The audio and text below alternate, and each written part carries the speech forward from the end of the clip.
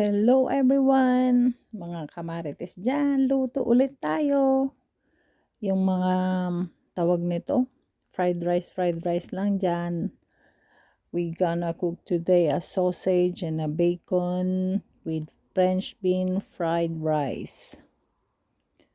Tambay lang tayo dyan guys. Handa nyo na mga plato nyo ha. Yan, mainit-init na yung palayok natin. Unahin ko po yung itlog. Kasi ayaw po nila ng overcook yung itlog. So, I just need to fry it first and then set aside and then put at the last. So, the egg will not be overcooked. It's my own style. Yan. Haluin guys para hindi siya manigas. Yan.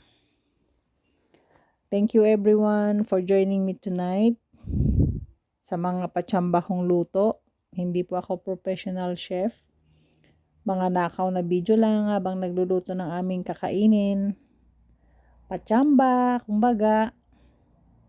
Sana magustuhan nyo or makakuha kayo ng idea kung paano nyo rin iluto yung mga fried rice nyo or something like fried rice twist. It's your own diskarte, di ba? Diskartehan lang ang pagluluto guys. Nasa kamay nyo ang magic. Kung paano nyo ihampas ang inyong mga tawag nito. Mga ano yung tawag, sandok sa inyong mga palayok. Kung paano nyo pasasarapin ang inyong mga luto. Ayan guys. Ito pong nilagay kong una guys, yung blend kong sibuyas, bawang, tsaka luya. Tapos prinusin ko na siya. Para hindi na ako maghiwa-hiwa ng mga sibuyas. Ayan, nagisa natin luto natin yung sausage. Lagay na rin natin yung French bean sa kabila. Kasi mabilis maluto, kasi maliliit ang hiwa. Yan, halu-haluin natin guys.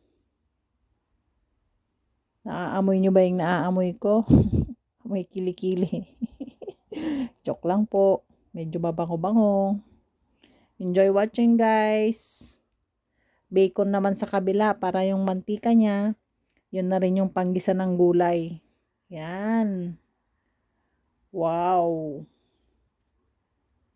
Ayaw kasi nila dito ng carrots, pero naglalagay kami ng sweet corn. Tsaka depende kung sino yung kakain dito. Ayaw din nila ng maraming onion leaves, which is yun yung pampasarap niya. Kaso magkakaiba ng gusto tong mga amo ko kaya minsan wala na lang.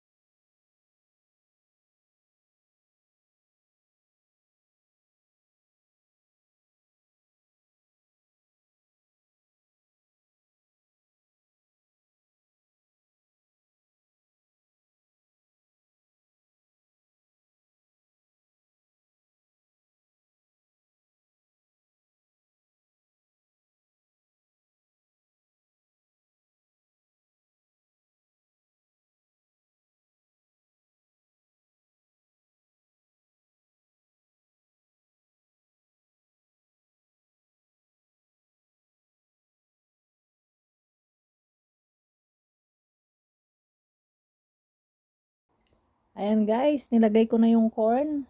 Malapit-lapit na. Ayan. Oh, yummy yummy. Sarap. Pwede rin kayong maglagay ng black sauce guys or soya sauce, pampalasa. Depende na po sa inyo yan guys. Diskarte nyo na yan. Alam kong kaya nyo yan. Baka mas masarap pa sa luto ko ang luto nyo. Ayan, kailangan durugin ng buo-buo. Ayan guys, salamat po talaga. Salamat as in ng marami. Ayan. Hiwa.